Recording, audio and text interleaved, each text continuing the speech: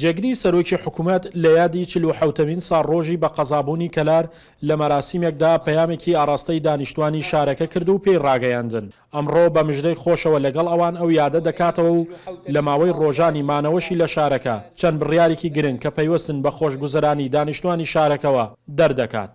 دڵنیابم دوای ئەو پێشنیارانەی کە بەڕێز قایمقام پێشکەشی کرد خەبەری خۆشمانە بێ و نەتیجەی باشمانە بێ لەم سەردانەیە. ئێمە لێرەین تا بۆتان بسەلمێنین کە حکوومەتەکەتان لە خزمەتتانایە و لە خزمەتتاندا دەبێت تاکو و لاپەڕەی داستانی داهاتووتان پڕتر بێ لە خۆشی و خۆشگوزەرانی و ئاشتی و ئاوەدانی. بە ڕۆحیەتی گەرمیانانە ڕوبەڕووی تەحەدا زۆرەکانی بەردەم کوردستان و قەیرانەکان بووینەتەوە. پشت بەهێزە قارەمانەکانمان ڕۆژ بە ڕۆژ ئێرهابیەکانی داعش دوور دەخەینەوە و بەرەو لەناوبردنیان دەبین. پشت بە فەرمانبەری نیشتیمان پەروەر دەستمان بردووە بە چاکسازی ڕاستەقینە و بەرجەستە لە سیستمی حکومڕانیمان. دانیشتن و گفتوگۆ لەگەڵ بەڕێوەبەری فەرماگە خزمەتگوزارەکان و هاوکات دەستنیشانکردنی کەم و کورتیەکان جێگری سەرۆکی حکوومەت بەڵێن ئەدات بەشێکی بەرچاو لە داواکارەکان کە بۆ خزمەتی خەڵکی ناوچەکەیت جێبەجێ بکات. هەریەک لە سەرپەرشتیاری ئیدارەی گەرمیان و قایمقامی قەزای کەلاریش بە ڕۆژنامە نووسانیان ڕاگەیاند. بەرهەمی سەردانەکەی جێگری سەرۆکی حکوومەت بۆ کەلار بڕیاردان بوو بۆ جێبەجێکردنی 10 پڕۆژە.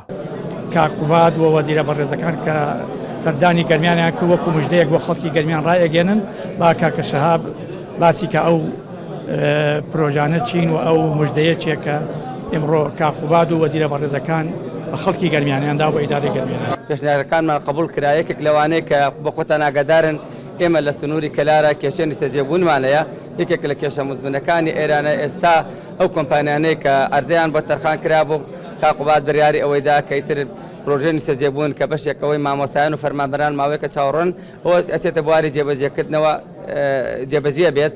پرۆژەی ئەمڕۆ پرۆژەی ئاوی گەڕێکی فەرمانبەرانی کە گەڕەکە گەورەکانی کەلار بڕیار درا ئەوە بۆ ئەوەی ئەو پرۆژەیە ئەچێتە بواری جێبەجێکردنەوە و جێبەجێ کرێت بۆ تۆڕی ئاوی پاکیان بۆ ڕاکێشن.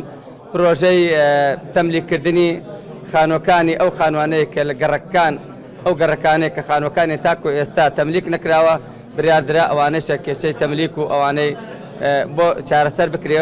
پرۆژەکان نزیکەی 10 پرۆژەیەکن پرۆژەی استراتیژین پرۆژەی زۆر گرنگن بەشێکی زۆری ئەم پرۆژانە ئیشی کراوەتە ئیشەکانی بۆی قەرانی دارایەوە ڕاوەستاوە ئەمڕۆ زۆر بەسپاسەوە ئەو پرۆژانێک کە ئێمە تەرحمان کرد لێرە لە کۆبنەوەکانە چی لە یادەکەشە بڕیار لەسەری درا و ئینشەڵڵا جێبەجێ بێت. ئەو سەردانەی جێگری سەرۆکی حکوومەت بۆ کەلار و بڕیاردان لەسەر جێبەجێکردنی پرۆژە لە کاتێکدا حکوومەت نزیکەی 3 ساڵە دووچاری قەیرانی دارایی هاتووە لەگەڵ جێبەجێ نەکردنی پرۆژە خزمەتگوزارەکان هەروەها بەشێکی بەرچاو لە پرۆژەکانیش کە پێش قەیران چ بوونە بواری جێبەجێکردنەوە بەهۆی نەبوونی بووجەوە ڕاگیراون.